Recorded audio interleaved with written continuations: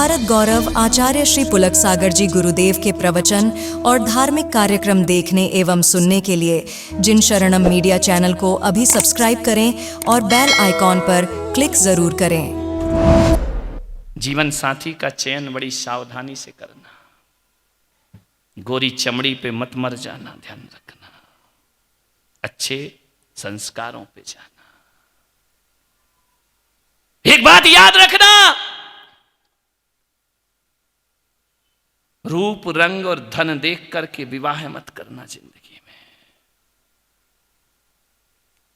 रूप ज्यादा दिन अच्छा नहीं लगता। एक चेहरा कितने दिन अच्छा लगेगा? पहले दिन, दूसरे दिन, तीसरे दिन, चौथे दिन। जिस पे जान दे रही हो कल उससे जान लेने की नौबत आ जाएगी, ध्यान रखना। गोरे लोग कोई ज्यादा देर अच्छे थोड़ी लगते। रूप कितने दिन अच्छा लगेगा? एक सुंदर चीज को रोज रोज देखो, रोज रोज देखो, रोज रोज देखो, रोज रोज देखो तो उसकी सुंदरता खत्म हो जाया करती है। एक चुटकुला कितनी बार हंसाएगा? एक बार, दो बार, तीन बार, चार बार, उसके बाद तो कहेगा बंद कर भाई, बहुत सुन लिया तेरा चुटकुला। गोरापन ज्यादा नहीं, ऐसा नहीं है ना कि कोई गोरा है तो वो क्या करे बेचारा। गोरे काले की बात नहीं हो रही है। रूप रंग ज्यादा दिन नहीं चलता है। गोरे रंग पे इतना गुमा न कर, गोरा रंग 2 दिन में ढल जाएगा, ध्यान रखना। धन देखकर भी आकर्षित मत होना, ये धन भी 4 दिन का है, ध्यान रखना। किस्मत कब करवट बदल दे, लाखपति खाकपति हो जाएगा और खाकपति लाखपति हो। धन का कोई भरोसा नहीं, आज तुम्हारे पास है कल किसी और के पास चला जाएगा, ध्यान रखना। न रूप देखकर जीवन साथी चुनो, न धन देखकर जीवन साथी चुनो। जीवन साथी तो ऐसा चुनो जो रूप रंग से नहीं, हमारी जिंदगी से जो प्यार करता हो वो हमारे जीवन का साथी हुआ करता है। ये रूप रंग में हो रहे हालात देख रहे हो, सोशल मीडिया में क्या क्या चल रहा है रात दिन। मान्यवर, आवेश में मत आइए। एक बात याद रखना, जिंदगी प्रेम से चला करती है। तो मैं कह रहा था कि हर किसी के घर के आंगन में एक तुलसी का पौधा हो। ना लगा सको कोई बात नहीं है।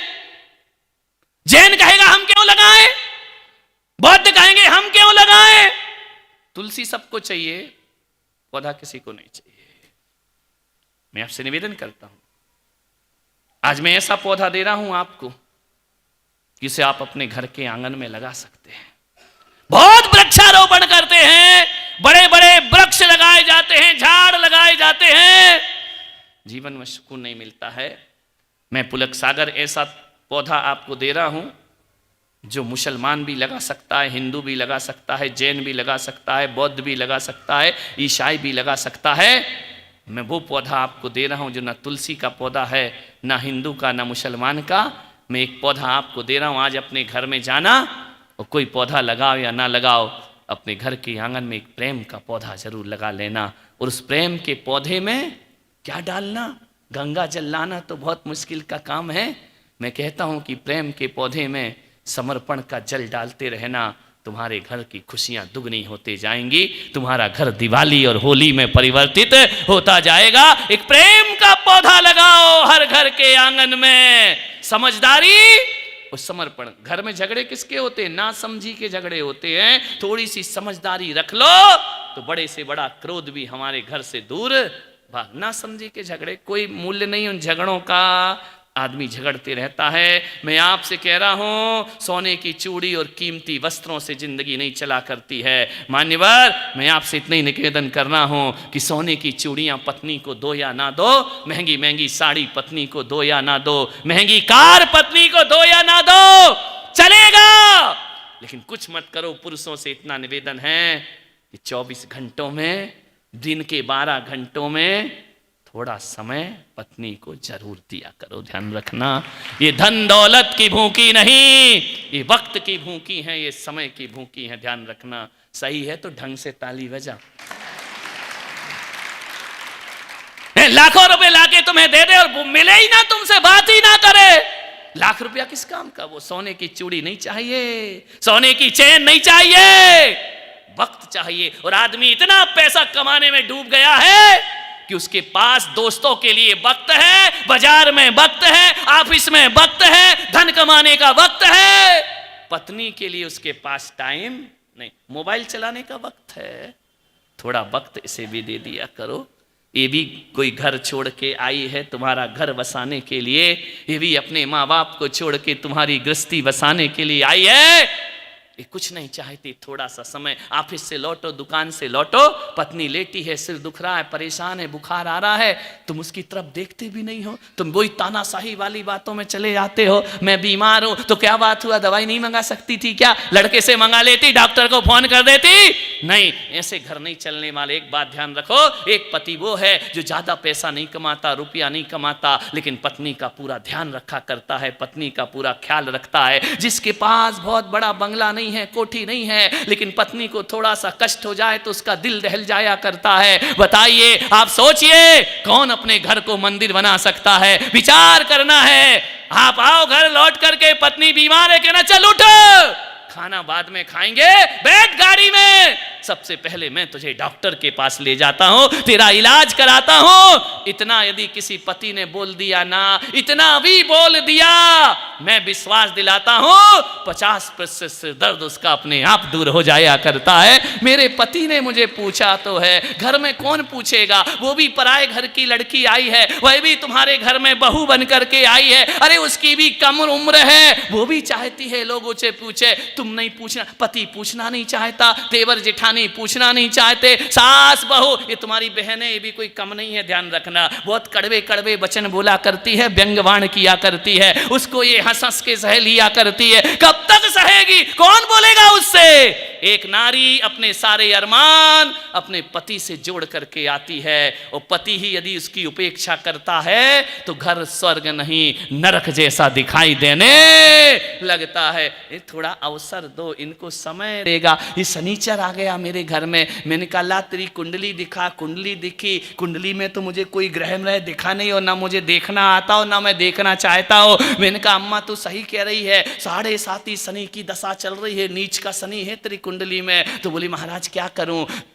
मैंने कहा सुखी रहना चाहती? बोले हाँ। मैंने कहा जो बहू रानी ले आई ये तेरे दुख का कारण है। तो बोली महाराज कुछ ऐसा बताओ कि मेरा बेटा तलाक दे दे मेरी बहू को। अरे मैंने कहा धत तेरे की बेटे का सत्यानाश चाहती है क्या? जैसे तैसे एक मिली है, दूसरी और रणचंडी आ गई। तो मैंने कहा तेरा तो बेड़ा पार हो जाएगा, ध्यान रखना। तो बोली महाराज क्या करूं? मैंने कहा एक काम कर, मेरा कहना मानेगी? बोले हाँ। तो बोले क्या कहना? मैंने कहा एक काम करना, तेरा शनि उतारना है, बहू सही करना है। बोले हाँ हाँ महाराज सही करना है। तो मैंने कहा शनि उतारना है तो एक काम कर, 5 ग्राम लोहा दान कर दे। बोले 5 ग्राम? आप कहो तो 10 किलो दान कर दूं, मेरे घर में खुशियां आ जाए। 10 किलो लोहा दान कर दूंगी। मैंने कहा 10 से कुछ नहीं हो रहा। अरे बोले 100 किलो भंगार पड़ा है, आप बोलो मैं दान कर देती। मैंने कहा नहीं, केवल 5 ग्राम लोहा दान कर, तेरा शनि तुरंत उतर जाएगा। अम्मा ने कहा 5 ग्राम ऐसा कैसा? मैंने कहा मंत्र मैं पढ़ूंगा, तू 5 ग्राम लोहा दान कर दे, तेरा शनि उधर जाएगा। बोले कि क्या मतलब? मैंने कहा जब से बहू आई तब से शनि आया। बोले हाँ। मैंने कहा फ्रिज लेकर आई है दहेज में, वो लोहे का है, शनि लेकर के आई है। स्कूटर लाई है, वो लोहे का, वो शनि लेकर के आई है। दहेज में जितना भी तू सामान लाई है ना,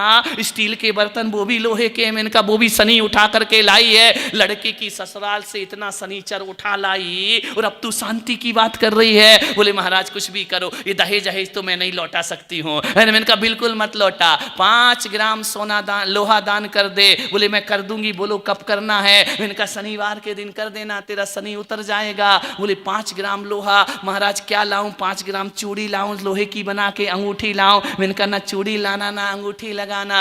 तो बोले क्या करूं? मैंने कहा कमर में जो 5 ग्राम लोहे की चाबी लटक रही है, ये बहू को दान में दे दे, तेरा घर अपने आप शनि से मुक्त हो जाएगा। ध्यान रखना। तुम क्या समझे कि 5 ग्राम लोहे का टुकड़ा? अरे वो चाबी लोहे की तो है ना।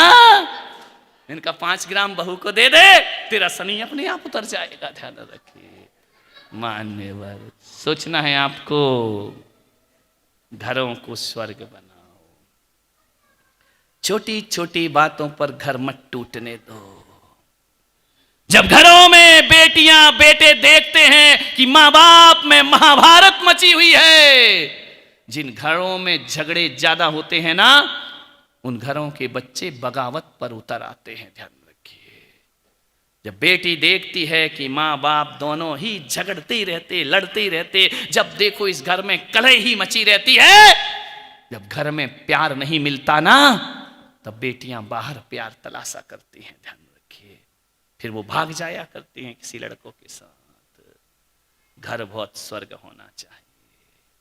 मान्यवर, इतना ही निवेदन है। एक बहू ने मेरे प्रवचन सुने, प्रवचन सुनकर के उसने ठान लिया इस घर को स्वर्ग बना के रहूंगी। 4 बहुएं थी, इस घर को स्वर्ग में बदल के रहूंगी।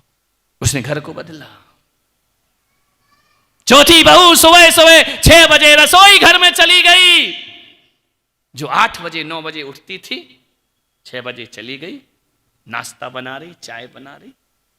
सास ने देखा रसोई घर में कोई बिल्ली इल्ली आ गई क्या, खटपट की आवाज कैसे आ रही। ननन ने कहा, मम्मी बिल्ली नहीं आई, वो दिल्ली वाली आई है। तो बोले, क्या कर रही है, चुपचाप देखो। नाश्ता बना रही है। ये नाश्ता बनाएगी जिंदगी में कभी? नाश्ता बनाया, रखा। मम्मी जी नाश्ता करी। सास ने देखा, ये कैसी बदल गई भाई, नाश्ता करिए। इतनी देर में तुम्हें मंदिर से आ जाती, तब तक सोती रहती, आज नाश्ता कैसे करूं? बोले, महाराज ने अपने प्रवचन में कहा है कि घर को स्वर्ग बनाना है तो भूखे को भोजन देना चाहिए। सास ने कहा, तेरा सत्यानाश हो, नाश्ता भी दे रही हो, बोल रही भूखे को भोजन दे दो। ऐ तू घर को स्वर्ग बना रही कि महाभारत बना रही? बोले, मम्मी चुपचाप खा लो, चुपचाप खा लो, जो भी बनाया खा लो, भूखे को भोजन देना धर्म हुआ करता है। बोले, तो ना जाने आदमी ने क्या सोच रखा है कि घर के दरवाजे पे भिखारी हो, वही भूखा होता, उसको ही देना धर्म है। मैं कहता हूं, भिखारी को भोजन देना बाद में धर्म है। घर में तुम्हारी सास रात्रि में जल नहीं पीती, भोजन नहीं पीती, 12 घंटे से भूखी है, उसका भोजन कराना, नाश्ता कराना पहले किसी पारणा कराने से ज्यादा पुण्य का काम हुआ करता है। ध्यान रखना।